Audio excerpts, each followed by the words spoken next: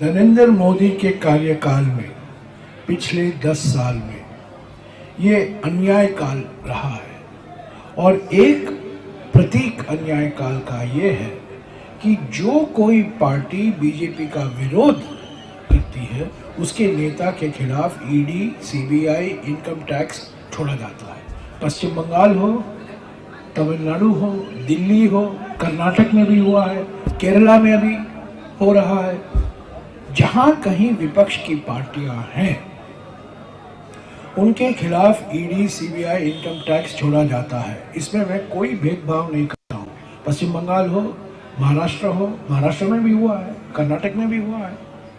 जहां होना चाहिए, जैसे कि असम के मुख्यमंत्री, उनके खिलाफ तो कोई कार्रवाई नहीं होती, पर ईडी, सीबीआई और इनकम टैक्स, ये 3 संस्थाओं का दुरुपयोग जो मोदी सरकार बार बार कर रही है अलग अलग राज्यों में, मैं समझता हूं, कांग्रेस पार्टी समझती है कि ये प्रतिशोध और उत्पीड़न की राजनीति है। आप क्या समझते हैं पश्चिम बंगाल में जो हो रहा है? मैंने क्या कहा, सारे देश में जिन जिन राज्यों में हो रहा है, जहां गैर बीजेपी सरकारें हैं, उनके खिलाफ ईडी, सीबीआई, इनकम टैक्स का जो दुरुपयोग हो रहा है वो उत्पीड़न और प्रतिशोध की राजनीति है।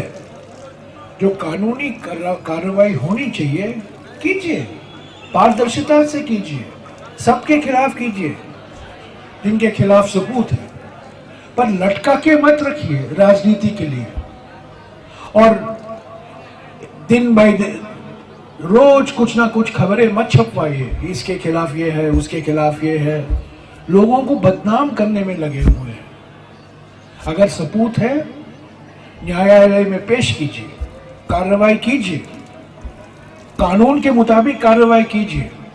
पर ईडी, सीबीआई और इनकम टैक्स आज पिछले 10 साल में स्वतंत्र संस्थाएं नहीं रही हैं।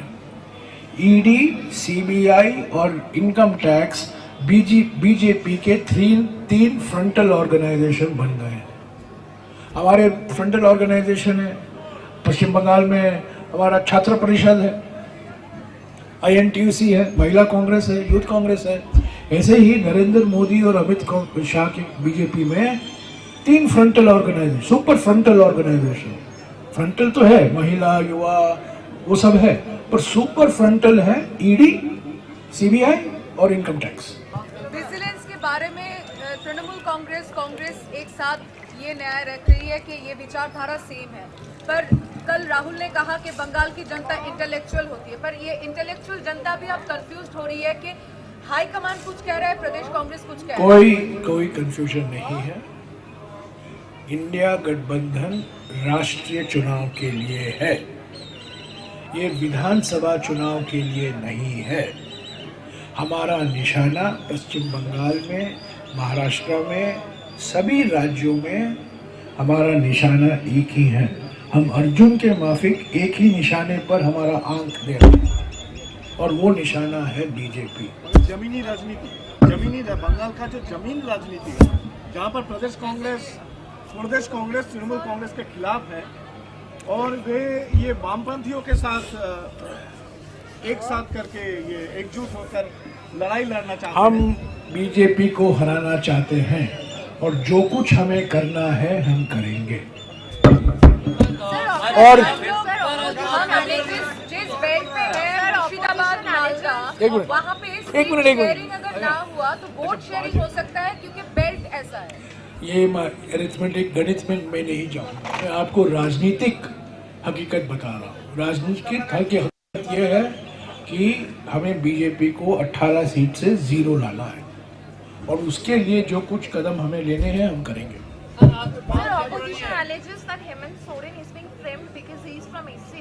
Of course, he's a tribal CM. Of course, the way he is being treated. Look at all of Mr. Modi's friends. Look at all those crony capitalists, those businessmen who have taken full advantage. The nexus between Modi and some of the businessmen. No action is taken when evidence is presented. and the way Mr. Hemant Soren is being treated. Of course, it shows not only that he is an opposition party CM, not only that he is an India party CM, but he's also a tribal CM.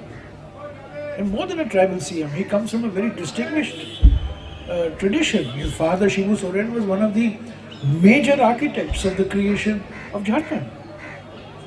So this is absolutely, there is a bias in what has happened against, why is no action being taken against the Assam Chief Minister, Hemanta Biswa Sarma? Why only against Hemant Soren? Because Hemant has got Soren, but when Hemant has got Sarma, no action is taken. Narendra Modi के कार्यकाल में पिछले 10 साल में ये अन्याय काल रहा है और एक प्रतीक अन्याय काल का ये है कि जो कोई पार्टी बीजेपी का विरोध करती है उसके नेता के खिलाफ ईडी, सीबीआई, इनकम टैक्स छोड़ा जाता है। पश्चिम बंगाल हो, तमिलनाडु हो, दिल्ली हो, कर्नाटक में भी हुआ है, केरला में अभी हो रहा है। जहां कहीं विपक्ष की पार्टियां हैं उनके खिलाफ ईडी, सीबीआई, इनकम टैक्स छोड़ा जाता है। इसमें मैं कोई भेदभाव नहीं करता हूँ। पश्चिम बंगाल हो, महाराष्ट्र हो, महाराष्ट्र में भी हुआ है, कर्नाटक में भी हुआ है।